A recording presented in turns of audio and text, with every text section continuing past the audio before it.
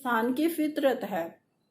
लेकिन हमें अगर सच में परमेश्वर के आगे अपने हृदय से हम अपने पापों को मान लेंगे और छोड़ देंगे, तब प्रभु हम पर दया करेगा। क्योंकि वचन में भी ऐसा ही लिखा हुआ है कि जो अपने पापों को मान लेता है और छोड़ देता है, उस पर दया की जाएगी। और लिखा हुआ कि जो अपने अपराध छिपा रखता है, अगर हम पाप करते हैं, उन पापों को छिपा रखते हैं, तो फिर हम पर दया नहीं होगी। हमें अपने अपराधों को मानना है प्रभु यीशु मसीह की हजूरी में। ये जरूरी नहीं है कि आप चर्च में खड़े होकर लोगों के आगे अपने पापों को अंगीकार कर लो और बाद में लोग आपके बारे में बातें करें। तो इससे अच्छा है कि आप अकेले बैठिए, जब आप और परमेश्वर हो, आपके और परमेश्वर की बात हो आपस में पवित्र आत्मा के द्वारा, तब आप परमेश्वर के आगे अपने अपराधों को मानिए, तो वो हमारे अपराधों को क्षमा कर देगा। यदि हम कहें कि हमने पाप नहीं किया, तो उसे झूठा ठहराते हैं और उसका वचन हम में है ही नहीं। यहाँ साफ लिख दिया हुआ है कि जो लोग ये सोचते हैं कि हमने कोई पाप ही नहीं किया, आज बहुत से मनुष्य यही सोचते हैं कि हमने कोई गुनाह नहीं किया, हमसे कोई पाप नहीं हुआ, तो वो क्या परमेश्वर के वचन को झूठा ठहरा देते हैं। जबकि परमेश्वर के वचन में ही लिखा हुआ है कि हर एक इंसान पापी है। और वचन में भी यही लिखा हुआ है कि मनुष्य का सारा चाल चलन अपनी दृष्टि में तो अच्छा होता है, लेकिन परमेश्वर यहोवा जो है उसको परखता है।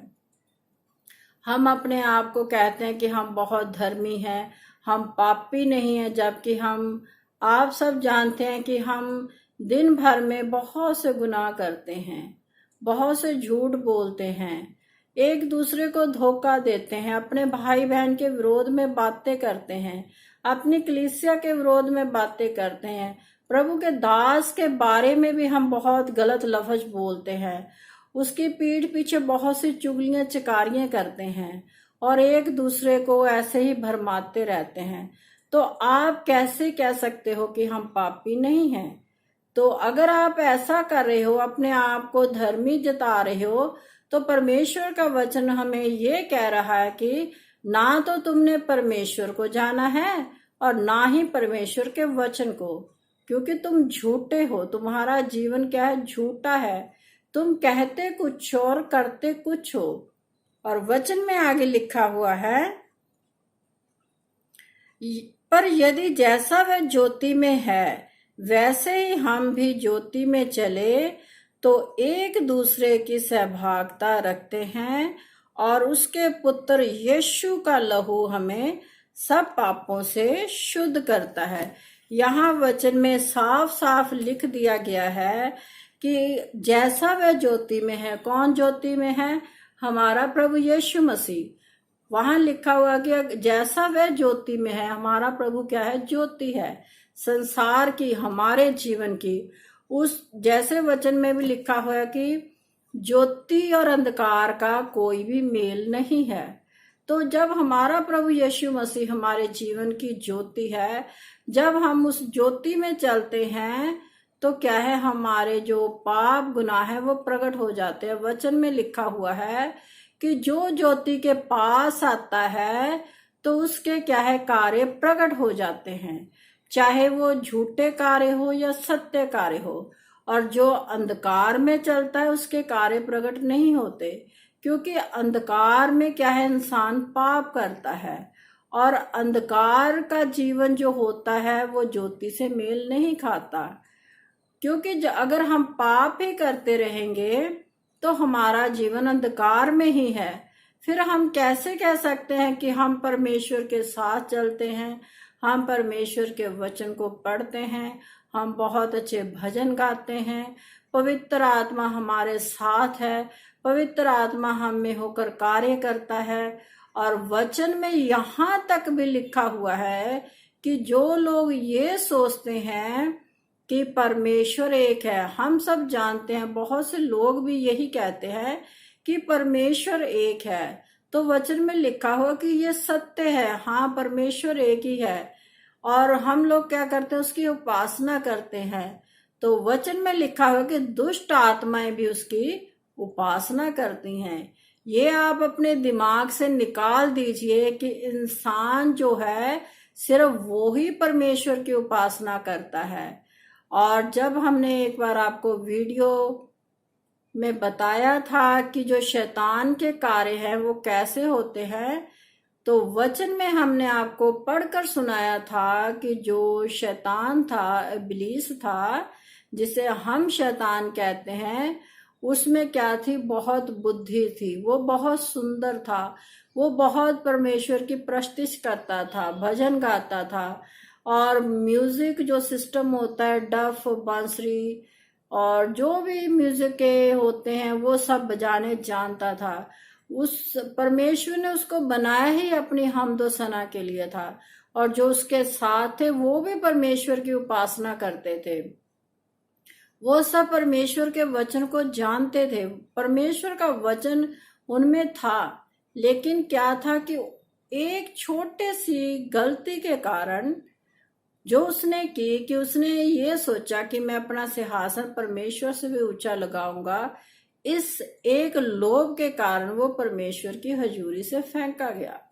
तो आप सोचिए कि जब जिसको परमेश्वर ने बनाया, एक आत्मा, एक स्पिरिट है, वो कभी मरती नहीं है।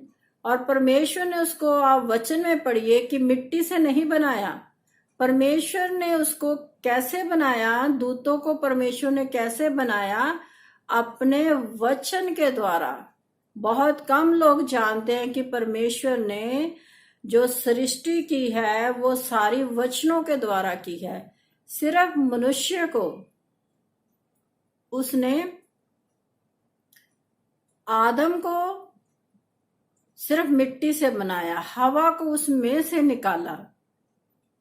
और जो सृष्टि हम देखते हैं, पेड़ पौधे, जीव जंतु, ये आसमान, सूरज, चांद, सितारे, और जो कुछ भी हम देख रहे हैं और जिनके बारे में हम पढ़ते हैं पवित्र शास्त्र बाइबल में, फरिश्तों के बारे में, और जो फरिश्ते हैं और जो और बहुत से वहां पर वचन में लिखा हुआ है कि आत्मिक सेनाएं भी हैं।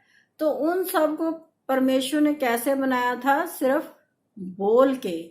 इसलिए वो क्या है, वचन में लिखा हुआ है कि इसीलिए आत्मा नहीं मरती, क्योंकि वो परमेश्वर के अंदर से निकले हैं। परमेश्वर ने वचन बोला तब वो बने। जो हम इंसान हैं वो कहाँ से आए हैं, मिट्टी से आए हैं। इसीलिए हम क्या है, मरने के बाद मिट्टी में ही मिल जाते हैं। इंसाफ होगा, सबका होगा, वचन में लिखा हुआ है, इंसान का भी और जो आत्मिक सेनाएं हैं, दुष्ट आत्माएं बन गई हैं, उनका भी। परमेश्वर की ये इच्छा है कि उनको वो नाश करता है या उनको छोड़ देता है, क्योंकि हम अपनी इच्छा को परमेश्वर पर नहीं लाद सकते। और वचन में लिखा ये है कि वो शैतान को 1000 साल के लिए बंद करेगा, फिर छोड़ दिया जाएगा। मृत्यु के बारे में वहां कोई जिक्र नहीं है कि परमेश्वर उसको कैसे मारेगा। ये परमेश्वर की इच्छा है कि वो किसके साथ कैसा न्याय करता है, क्योंकि न्याय परमेश्वर के हाथ में है। तो सबको जय मसीह की। अगर आपको ये मेरा वीडियो अच्छा लगता है तो आप इसे लाइक कीजिए, शेयर कीजिए, प्रभु के वचन को फैलाएं अपने बहन भाइयों के साथ।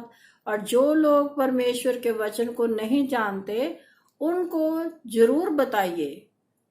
आपके एक छोटे से कार्य से परमेश्वर का वचन एक छोर से दूसरे छोर तक पहुंच सकता है, क्योंकि आजकल फोन सबके पास हैं। और जैसे पौलुस भी अपने वचन में यही कहते हैं कि जहां जहां मसीह का वचन नहीं पहुंचा, वहीं वहीं जाकर मैं मसीह का वचन फैलाऊं। आपके पास एक जरिया है। परमेश्वर ने जो इंसानों को बुद्धि दी है उसके द्वारा आज बहुत फोन बन चुके हैं। आप इसके द्वारा परमेश्वर की महिमा कीजिए।